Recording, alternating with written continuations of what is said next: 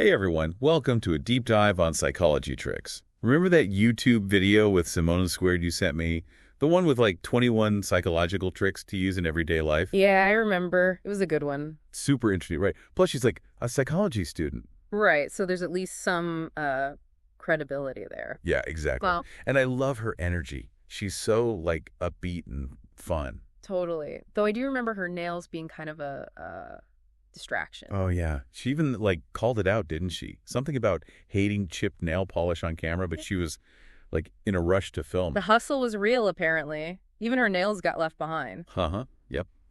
Which I kind of loved, you know? Makes her seem more real. Definitely. But she was like super upfront about how some of these tricks could be, used for bad stuff too. Yeah, that's an important point. Like, it's all about how you use the information. Totally. Like she was saying, it's not about, Yeah. manipulating people. It's about understanding how these things work. Right, and using that knowledge responsibly. Exactly. Okay, so should we dive in? Where do you want to start? Well, why don't we start with one of her more intriguing ones, false attribution of arousal. Oh, yeah. The whole like skydiving on a first date thing. Well, maybe not everyone is jumping out of planes on a first date. True. But I get the concept. Like if you're doing something that gets your adrenaline pumping, you might mistake that feeling for, attraction. Right, exactly. Your heart's racing, you're breathing heavy, and your brain's thinking, wow, this must be love. Uh-huh. Yep. So amusement parks, scary movies, that kind of thing. Exactly. All those things trigger a similar physiological response. It's kind of like tricking your brain into feeling something, Oh, right? Well, I mean, you are creating an environment where those feelings are more likely to emerge. Right. Okay, that makes sense. So moving on, let's talk about, what's it called? The bystander effect. That one was kind of creepy. Yeah, definitely a bit unsettling. It's basically the idea that the more people who witness something, like an emergency, the less likely anyone is to help. She had that like really vivid example in her video of a kid falling in the street.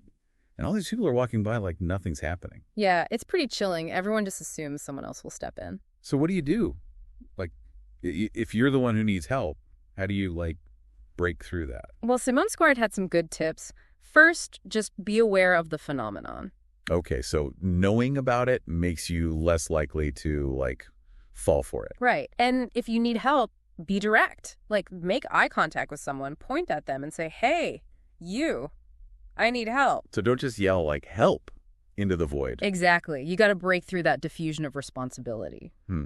That makes sense. Okay, what about body language? She talked about that too, right? Yeah, she had some interesting points about that. Like the thing about Botox. Oh yeah.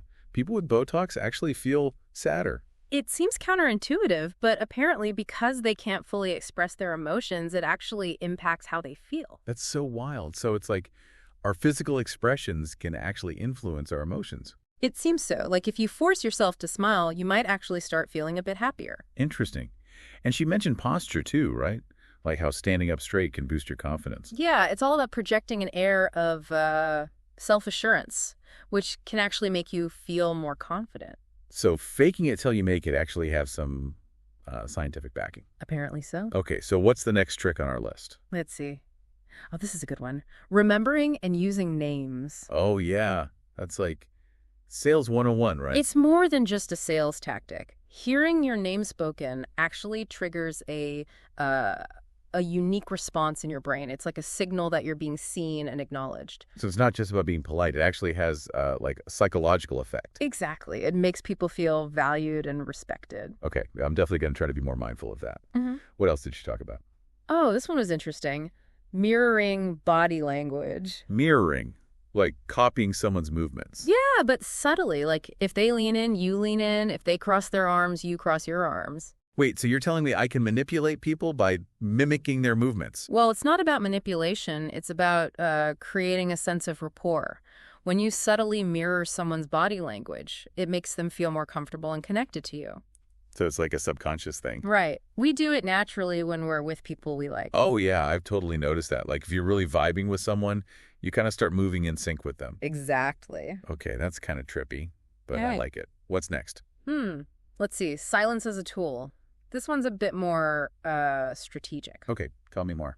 It's about using silence to your advantage, especially in arguments. So like if you want to get someone to, spill the beans, you just stay quiet. Exactly. People hate silence, especially in a tense situation. They feel this urge to fill the void. So it's like a way of kind of tricking them into talking. Well, it's more about giving them the space to reveal more than they intended. Ooh, that's clever. I can see how that could be really useful, but also kind of manipulative. It can be, yeah. It's all about how you use it. Right, of course. Intention is everything. Okay, what's next on SimoneSquared's list of psychological ninja moves? Let's see. This one's more of a quick tip. Chewing gum to reduce anxiety. Chewing gum? Really? Yeah, it's pretty simple. The act of chewing gum can trick your brain into thinking you're eating, which is associated with, safety and relaxation. Huh. That's interesting. So it's like your brain is thinking, well, if I was in danger, I wouldn't be casually chewing on gum, so everything must be okay. Exactly. It's like a little mental hack to calm your nerves. I love it. I'm definitely going to try that next time I'm feeling stressed. Okay, what else do we have? All right, here's a piece of advice that might be a little surprising to some folks. Don't overshare. Don't overshare. What do you mean? Well, it seems counterintuitive, but SimoneSquared argues that when you first meet someone, dumping all your personal baggage on them might actually make them less likely to, want to get to know you. Really? I would have thought that being open and vulnerable would, help build a connection. It can, but only if it's done at the right time and in the right context. When you first meet someone, you're both still figuring each other out. If you overshare too soon, it can be overwhelming. That's true. It's like there's a natural pace to getting to know someone. Exactly. You want to build trust gradually, start with light topics, and then, share more personal stuff as the relationship develops. Makes sense. Okay, what about embrace imperfection? That one was kind of a head scratcher. It's about being, human. Nobody's perfect. And trying to come across as flawless can actually make you seem less likable. So it's okay to let your guard down and show your flaws. Absolutely. It makes you more relatable and approachable. That's an interesting perspective. I'm definitely going to think more about that one. What else do we have? Okay, this one is a classic. The Ben Franklin effect. The Ben Franklin effect. I've never heard of that. Fill me in. Well, it's named after, Ben Franklin. He noticed that if he asked someone for a small favor, they were actually more likely to like him afterwards. Wait, seriously? Yeah. So if I want someone to like me, I should ask them to do something for me. Sounds strange, right? But it's based on the idea of cognitive dissonance.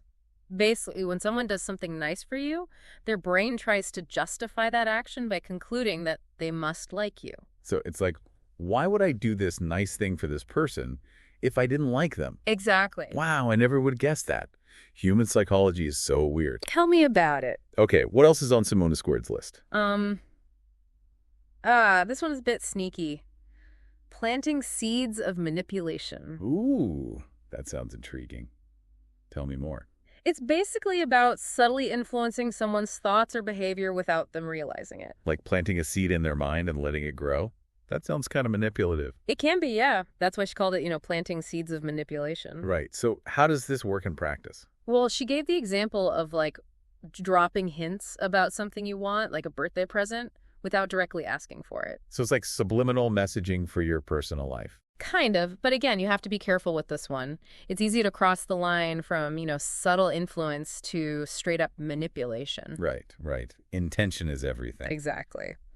Okay, I think we've got time for one more before we wrap up this first part. Okay, hit me with it. All right, how about this? Stroke the ego instead of apologizing. It's kind of a fascinating approach to handling those awkward moments when you've messed up. Instead of apologizing. What do you mean? Well, instead of directly saying, I'm sorry, you express gratitude for the other person's understanding or patience. So instead of saying, I'm so sorry I'm late, you'd say, thank you for being so patient. Exactly. It's a way of kind of acknowledging their positive qualities and shifting the focus away from your own shortcomings. I've never thought about it that way.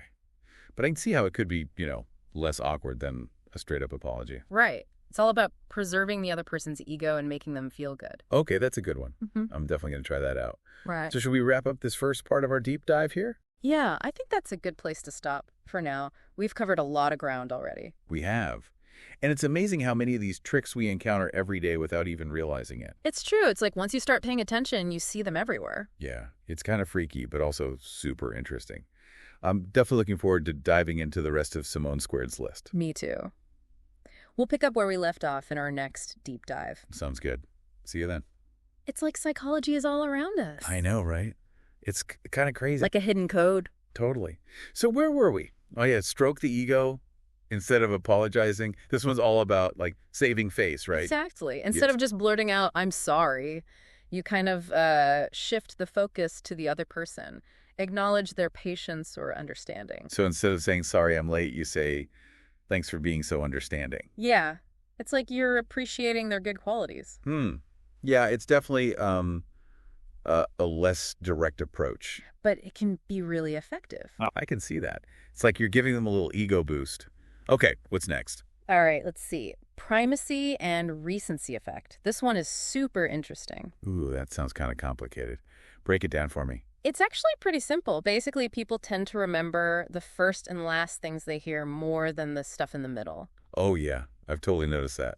Like with songs, I always remember the beginning and the end, but the middle is kind of a blur. Exactly. It's like our brains are wired to prioritize those first and last impressions. So if I want someone to remember something, I should put it at the beginning or end of my message. Exactly. It's like a framing device. Makes sense. So, like with presentations, I should start and end with my strongest points. Exactly. You want to hook them in from the start and leave them with something to think about. It's like a 1-2 punch. Okay, what about giving options, but strategically? That sounds like a parenting trick. It is, but it can be applied in so many other areas of life. So instead of asking an open-ended question, you offer a limited set of choices. Right. And ideally, those choices are ones that benefit you in some way.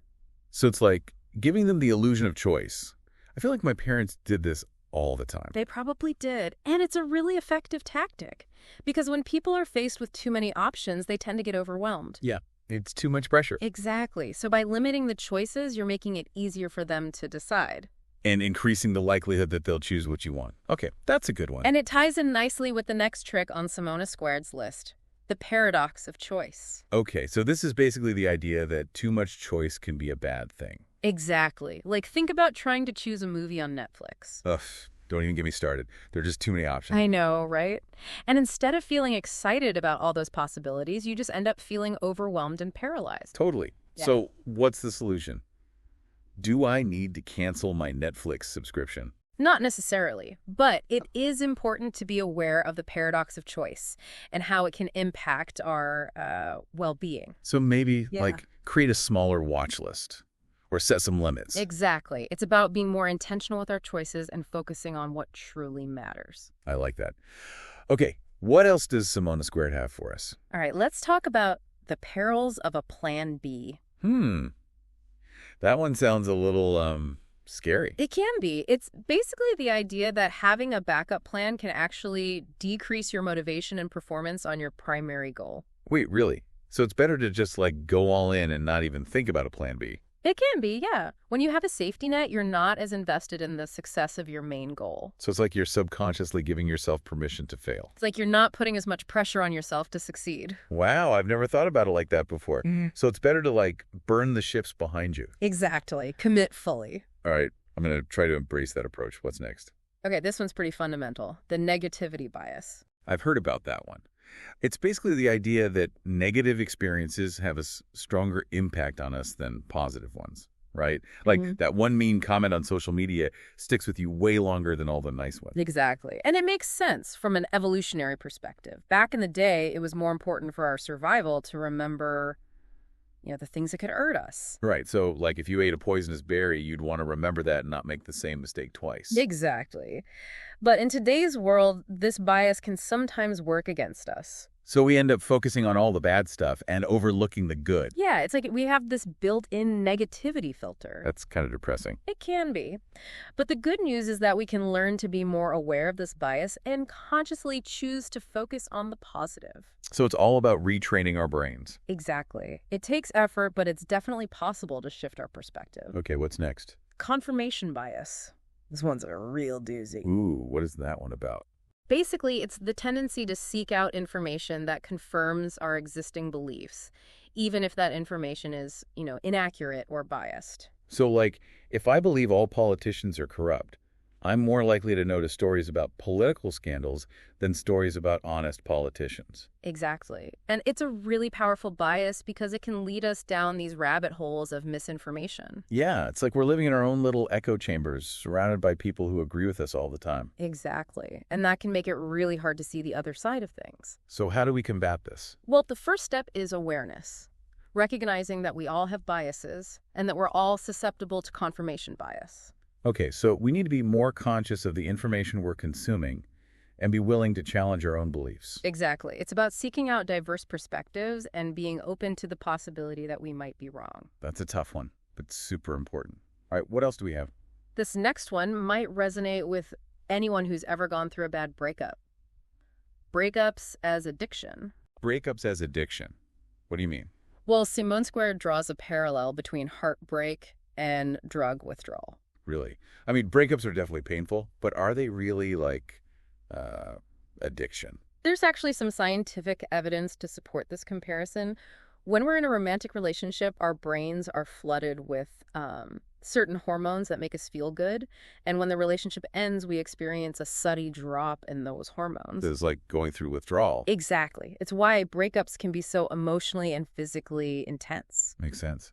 I always thought it was just like a purely emotional thing. It definitely has an emotional component, but there's a real biological process happening as well. Wow, that's interesting. Okay, what's next? The Pygmalion effect. This one's all about the power of expectations. Okay, I'm listening. It comes from a classic study where teachers were told that certain students, chosen at random, had high potential. So they just picked some random kids and told the teachers they were, like, gifted. Exactly. And guess what? Those students actually ended up performing better than their peers. Really? Just because the teachers thought they were smarter? Yep. It's like a self-fulfilling prophecy. When we have high expectations for ourselves or others, it can actually lead to better outcomes. That is so wild. So it's like our beliefs can actually shape our reality. It seems that way. Okay. I'm definitely going to have to think more about that one. It's kind of empowering, actually. It is. And it speaks to the importance of believing in ourselves and others. All right, last one for this part of our deep dive. You got it. Praise effort, not ability. This one's all about fostering a growth mindset. Oh, yeah, this is a big one in parenting these days. Instead of praising kids for being smart, you praise them for working hard. Exactly. Because when we praise effort, we're teaching kids that their abilities are not fixed. They can improve through hard work and dedication. So it's about emphasizing the process over the outcome. Exactly. Yeah. And it helps them develop a more resilient mindset. That's so important, especially in today's world where everything is so competitive. It is. It's about equipping kids with the tools to handle challenges and setbacks. I love that. So we're not just praising them for being good at something. We're praising them for trying their best, even if they don't succeed right away. Exactly. Okay, that's a great one to end on. We've covered a lot of ground in this second part of our deep dive. We have. It's amazing how much psychology is at play in our everyday lives. I know, right?